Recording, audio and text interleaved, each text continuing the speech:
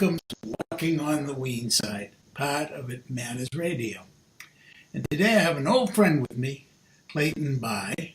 Clayton heralds from Canada, where he has had a long career as a writer, ghostwriter, and contrarian, and a publisher, and all kinds of businessy kind of things. And he has recently come out with a new ebook called The Decision Factor. And Clayton, what's it about?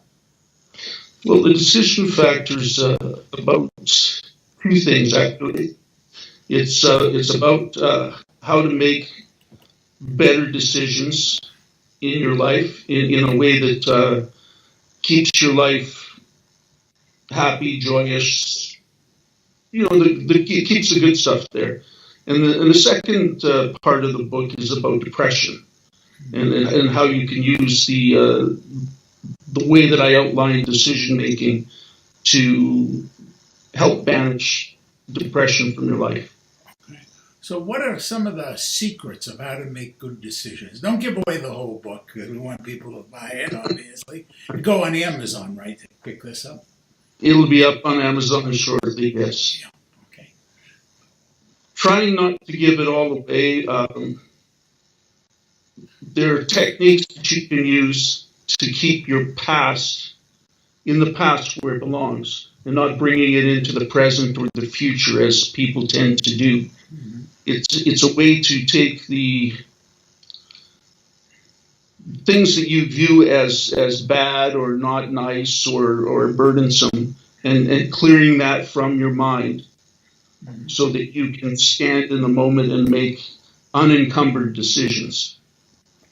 So basically what you're taking is this old baggage, recognizing that it is old baggage, and saying, okay, I'm not going to pay attention to that. Now I'm going to work within the current frame and not let this old baggage intrude.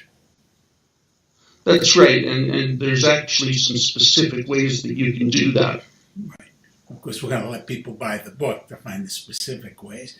But I have to ask you, I mean, this book is coming out of a long tradition, isn't it? Starting with Kool-Aid, and then Norman Vincent Peale, and then, of course, in Albert Ellis. Yes, and there's also a company around called Landmark. I'm not sure if you've heard of them, but they work really hard to bring people out of the past and into the present. And I've borrowed from them. But I've also taken some of this from my own experience. I've got a long history with mental illness. Mm-hmm. And I was looking for ways to fix my problems when I stumbled across this. And it really made a big difference in my life. Mm-hmm. You stumbled across it. I stumbled across it. I didn't find these things the easy way. Mm-hmm. I was where I first came across the concept of that I'll talk about in the book of keeping light in your life and keeping light in your life, not having any darkness in your life, because light and darkness don't coexist. Mm-hmm. And I came across that.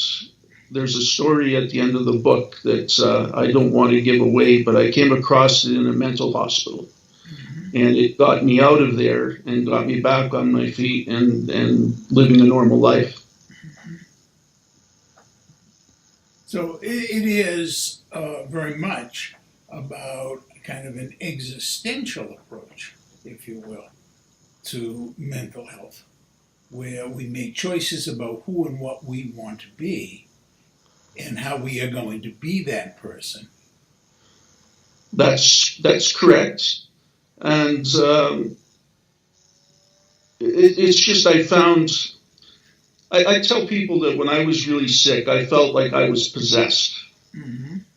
There was this big black hole in my head, and I was locked away in the back, and and I was having trouble making decisions. Mhm.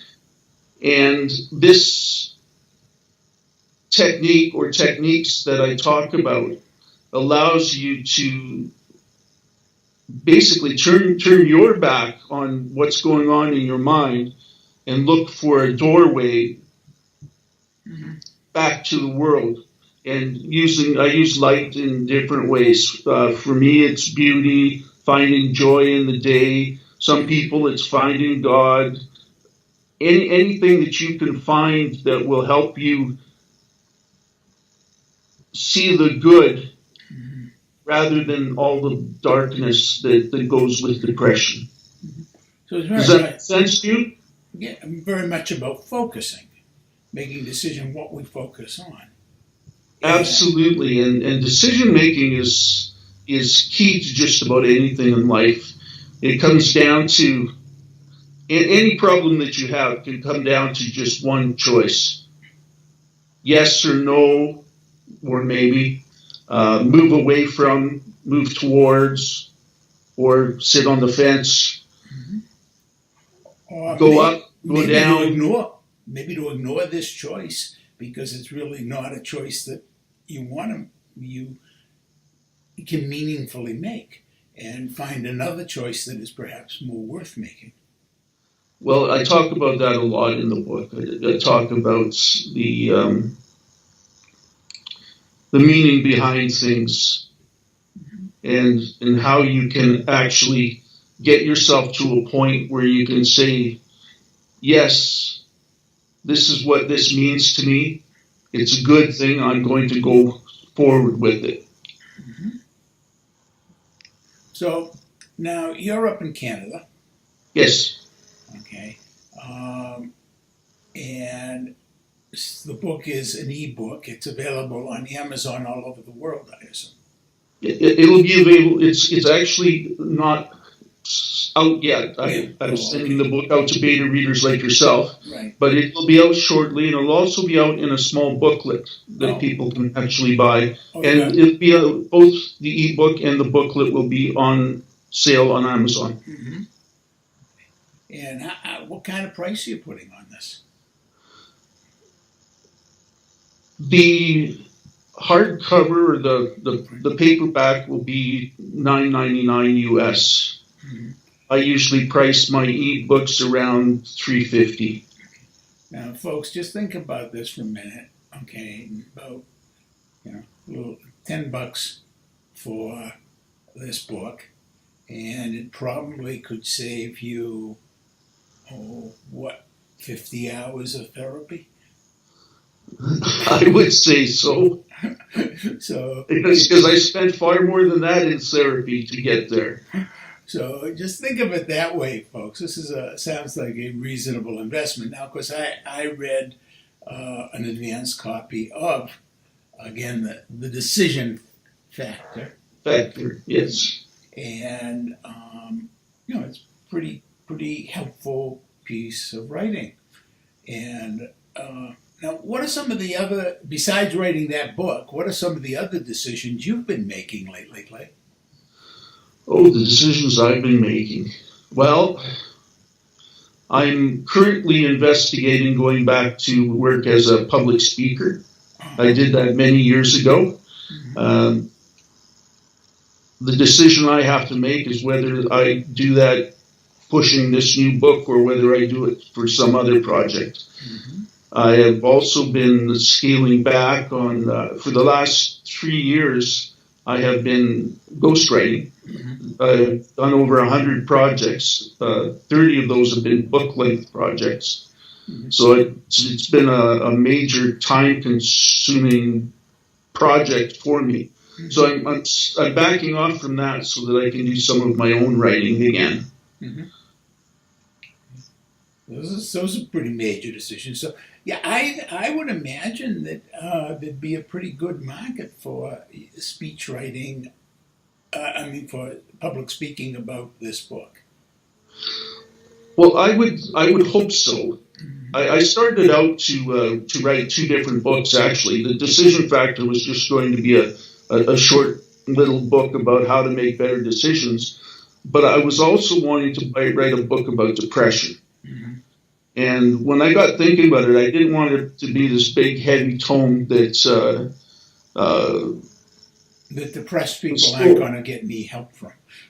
yeah, and also it'd be full of darkness. Mhm. So I really thought that I could merge these two, and that's what I did.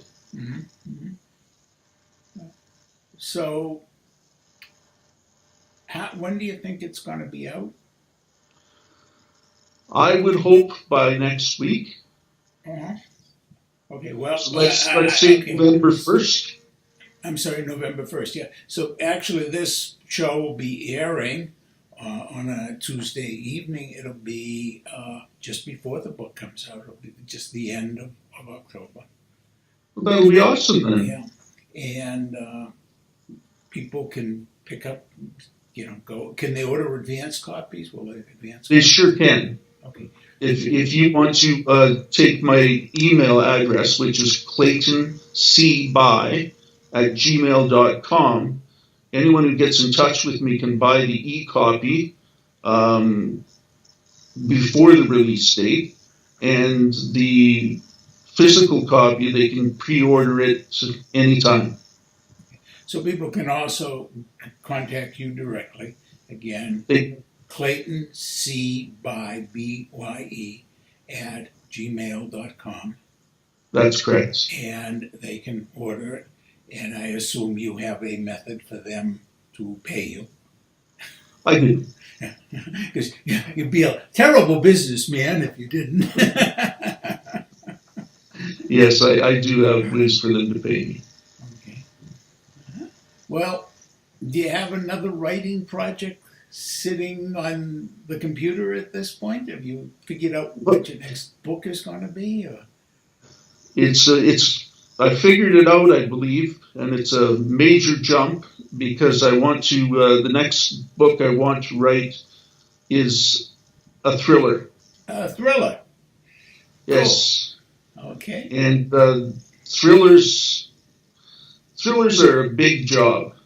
The plotting that goes into them to keep the readers from not figuring out what's going on, and yet give them enough hints to. So they can keep formulating misperceptions of what's going on. That's exactly right. Cells. Yeah, you got to exercise the little gray cells.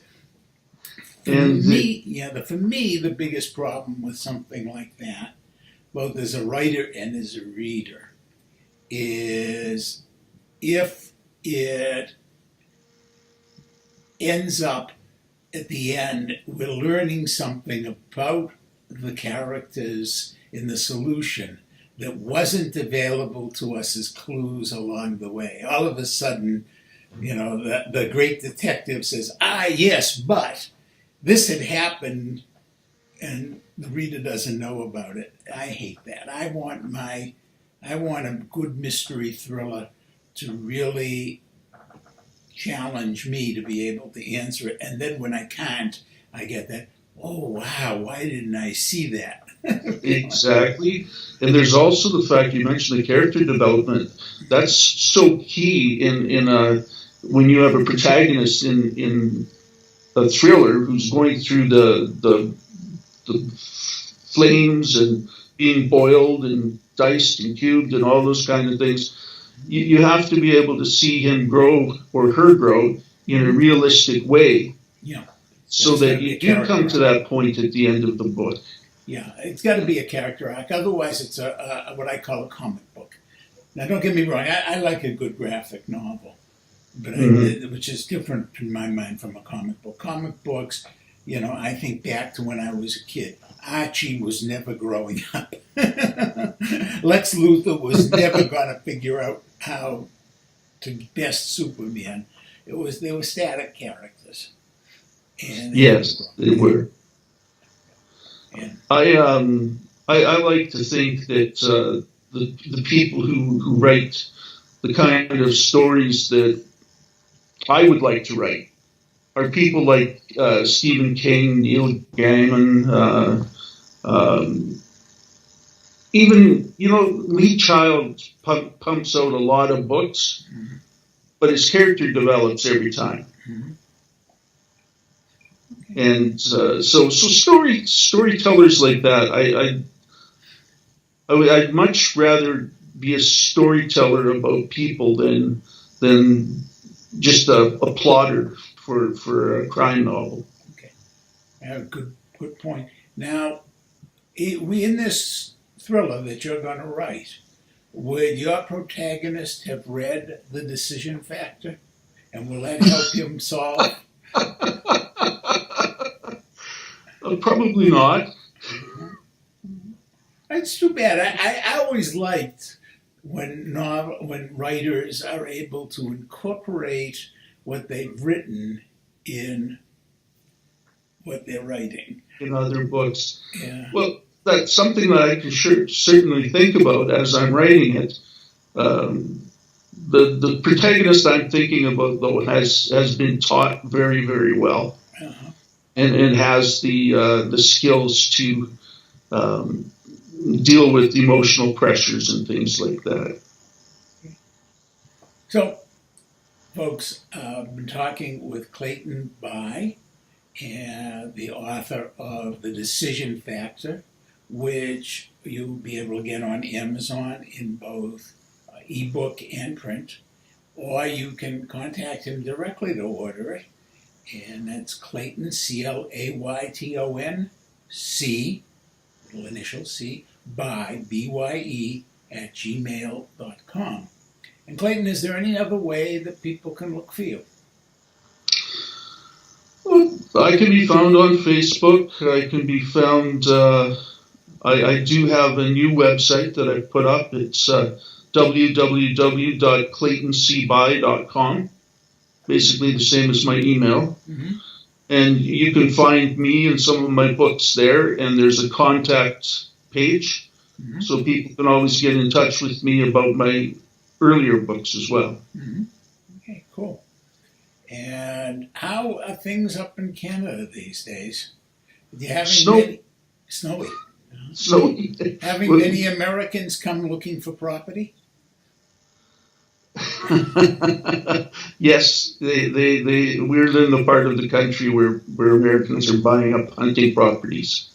But winter came about a month early this year. I know.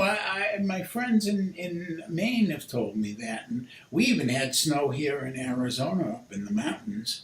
Wow. Yeah, of course, Flagstaff, Arizona is very, very high up and gets quite a bit of snow in good years. I say good years because that's where our water comes from.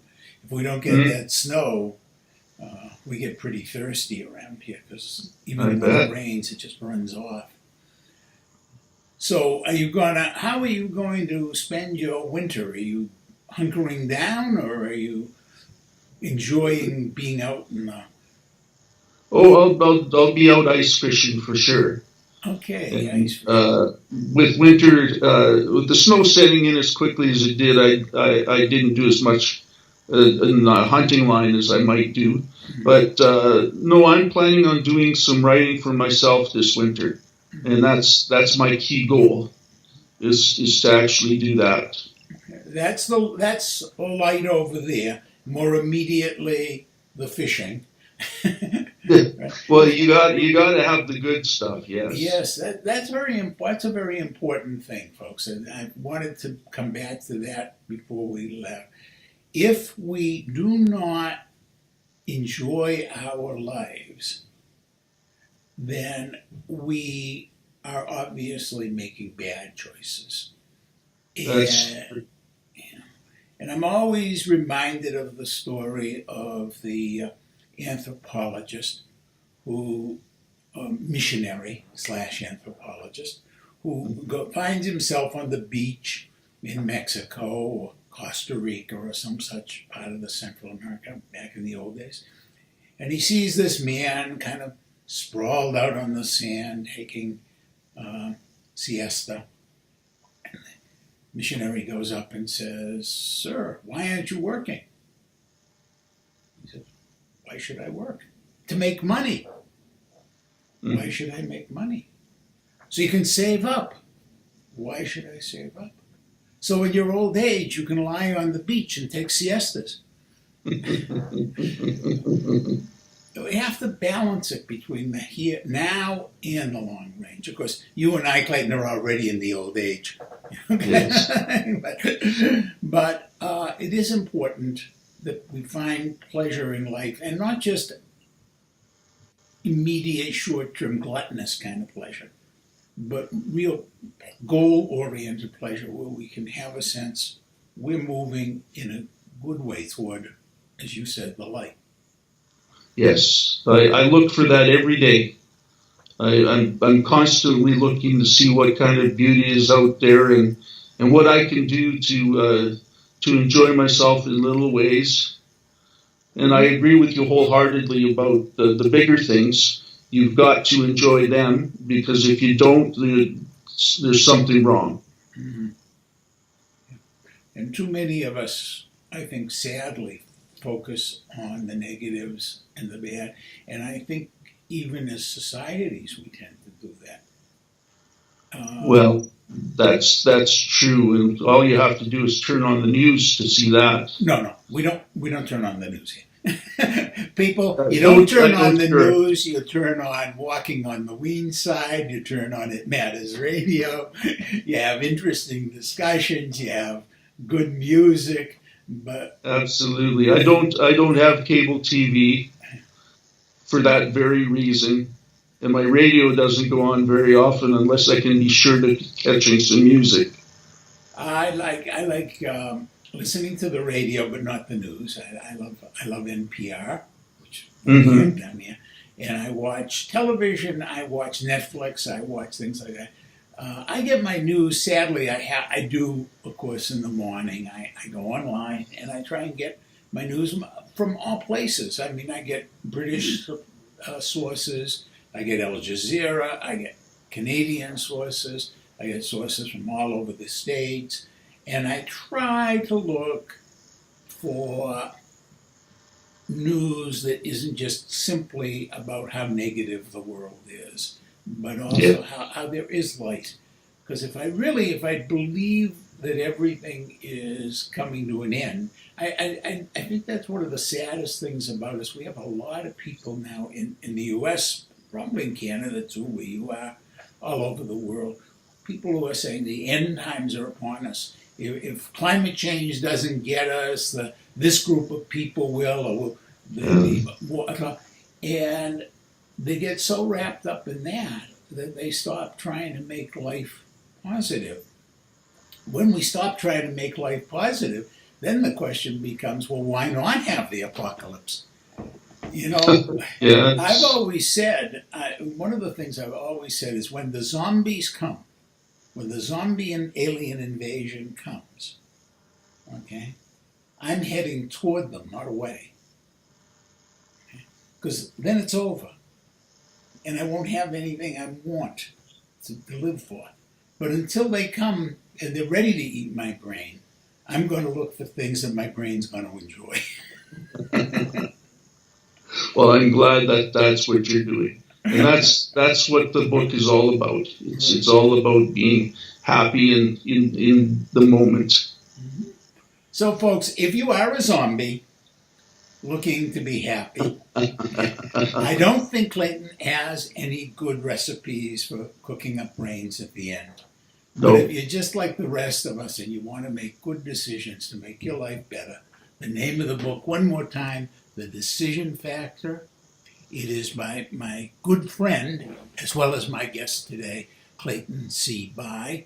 And I'm doing that whole name again because that's how you find him on gmail.com, Clayton C. By. And that's how you find him on his website, www.claytoncby.com.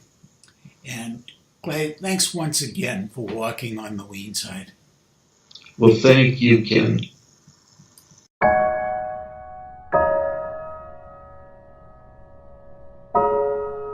Memoirs from the Asylum by Kenneth Weene, a novel of emotion, madness, life, and the search for freedom.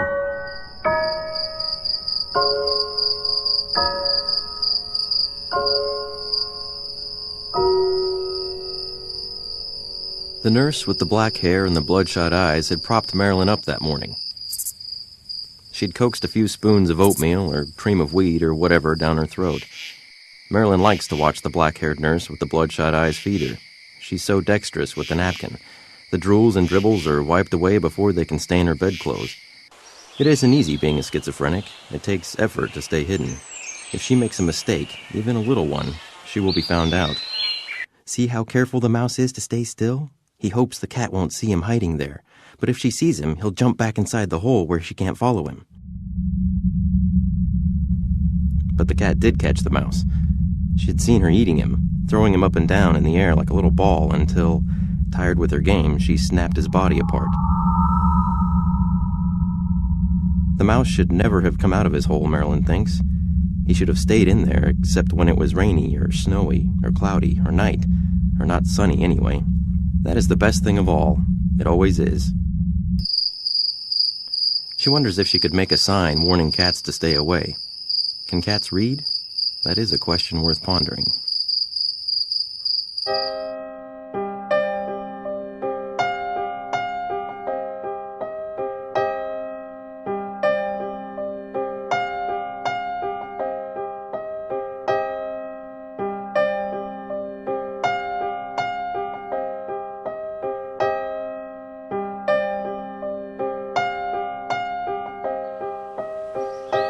Some of us land in the morgue, some of us land in the asylum, and some of us build our own asylums. It's all the same. It is, in the end, all the same.